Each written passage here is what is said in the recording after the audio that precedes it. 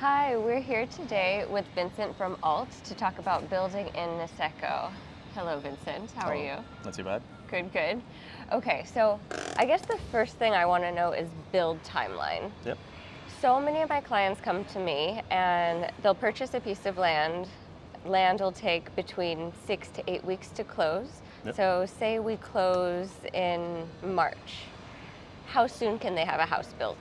Well, March is pretty much the perfect time frame. It takes about a year and a half to build a house, and that's up Okay. to, and that's doing the design, the planning application, and the construction. And that's for any house up to about 500 square meters, so a relatively big house. Okay. So that's all in. The design time normally takes 2 to 3 months, and that includes concept design and working back and forward with the client. Then detail design, which is all the construction drawings, takes a couple of months. Okay. And then the planning application can take between 2 and 4 months. So that's the biggest risk at the moment because things are just getting busy there. And Right. so we used to have planning applications come in 2 weeks, and now it takes 4 months for some. So Oh, there's a wow. little bit of a risk there. So starting earlier is obviously a lot better. But say a client comes to us in March or buys a place in March, we can have it ready by the next Christmas. Oh, okay. Yeah. That's so fast. Yeah. And would that be the same for concrete? It's the same. Concrete's a little bit different, but not in terms of construction time frame. The reason being is concrete walls are shuttered and poured really quickly, whereas actually wooden frame construction, it takes a lot more hands-on time. Like carpenters and laborers basically doing skilled labor on site to put it all together. So it equals out a little bit. The biggest Okay. one is scale, the size. Right. And the complexity, of course. If you have something architectural like a big cantilever sticking out, then it becomes a little bit more difficult. You have to get structural engineers on, but the normal house that you're building there, for sure, can be done in a year and a half. Okay. And I guess cost. A lot of my clients will come to me and they're going to weigh up the difference between a timber build versus a concrete build. Yeah. In your opinion, what works best for Niseko? Well, you mentioned cost, first of all. If it's a fully concrete construction, it could be twice as much as a wooden frame to build, twice the cost. Okay. And I would say, if I was building my own house there, I would do wood. And the reason being is wood naturally reacts to the environment a lot better than concrete, in our experience, in our opinion. One of the reasons being is the fluctuation in temperature in Niseko is pretty huge. So it can be minus 20 in the winter and it can be 30 degrees in the summer like it was this year. Yeah. So it means that there's a 50-degree temperature range there. So materials need to expand, they need to contract, and wood does that extremely well. Okay. Another thing you can look at as well is they've been building out of timber in Hokkaido for literally millennia probably. Right. Because it's a good material to build out of. Okay. And then the last thing to point out is if you're doing a 3-story building, the first story has to be concrete. Right. And then you can build 2 stories timber. Okay. And that's just for earthquake regs and fire regs. Okay. Interesting. So then in terms of trends in Niseko, what do you see design-wise, build-wise? What has been happening? Well, true. We've been working there, building there 11 years now. So when we started building there, it was a lot smaller properties and more investment-style properties. So in terms of size and scale, so there was a lot of people building 3-bedroom houses, which seemed to be the nice kind of middle ground.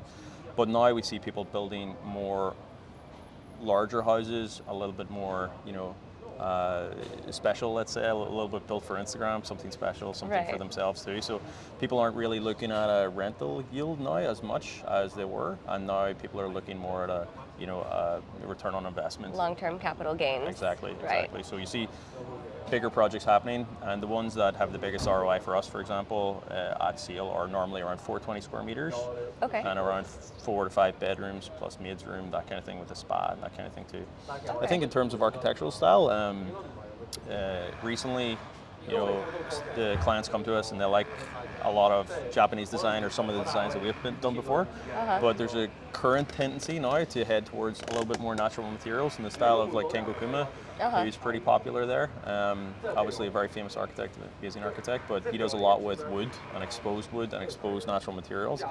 And a lot of clients use that as a reference for us, and then we go off that because he's a great architect to try to emulate. And then what we do is we try to make those materials sort of a little bit like maintenance free.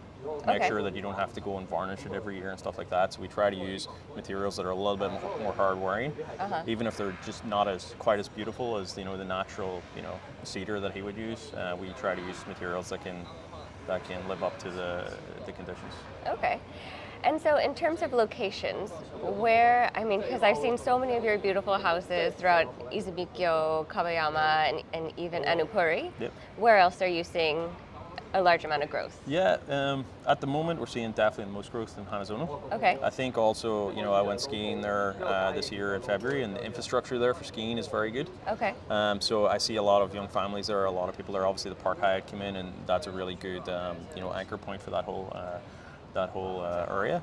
But again, as mentioned, like 11 years ago when we started working there was nothing in Hanazono, and now it's kind of the heart. So it's definitely a good place to look at. If you're looking for something a little bit cheaper, I would say go towards Moiwa. Moiwa. Yeah, Okay. I think that's a really good investment. They're going to upgrade the infrastructure there in terms of ski as well. It's close to Anupuri, it's great, but it's a lot better priced area too. But Okay. Anupuri is great too. I think you can't go wrong with the Niseko region. Yeah, definitely. Okay, so for first-time buyers out there, or first-time builders, Yep. what are some of the biggest misconceptions, and what would you tell them to look out for when they start their conversations with architects before they build? Yeah, it's a good question. I would say one of the biggest things for us as well is the misconception that it's a difficult process. Okay. It's actually, believe it or not, it's one of the easiest places to build in the world. Like I'm Wow. I'm a UK registered architect. I've built buildings in the UK. It's a nightmare to build in the UK in terms of planning application. In Japan, they make it very easy, so Okay. it makes our job very easy. So I think a lot of clients are a little bit hesitant to work with an architect or build a new build. Maybe they'll go towards a condo or something instead. But it's actually a really easy process, and Okay. we try to make it as easy and as stress-free on the client as possible. So I guess that's one misconception. Another misconception is some people come to us, some clients come to us and think that it's maybe very inexpensive to build there. So Right. what I would say is just get a good real estate agent like yourself that can, when they're buying a property, that can point them in the right direction of a good builder and a good architect, and give an idea of realistic build cost, because there's some contractors that build for twice what our contractors build for, and it's the same product. So it's just about getting good information, realistic information, and going off that as well. And then another misconception, as you've pointed out rightly, is the build time.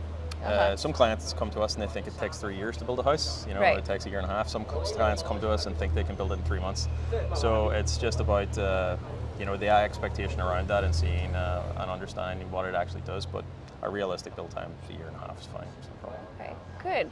Well, thank you so much. No This problem. was very helpful, and thank you for watching.